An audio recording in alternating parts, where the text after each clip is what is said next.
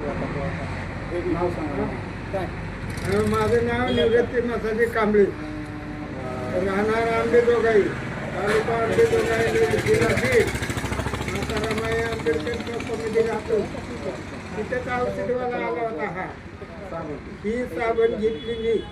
हाल खात होत होतं, मांड्या पिंढऱ्या तिथे बी खात व्हायचं. माझ्या सुनबाईला सुद्धा म्हणलं की भाऊ मला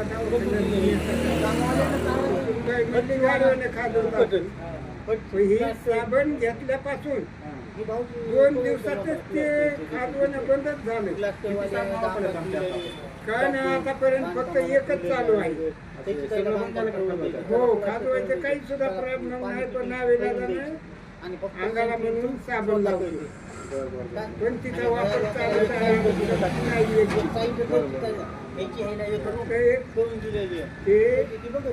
काय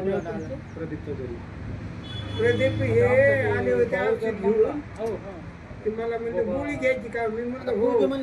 केवढ्याला आहे ते 60 रुपयाला खात होते का? मला म्हणले बघा एवढं 100%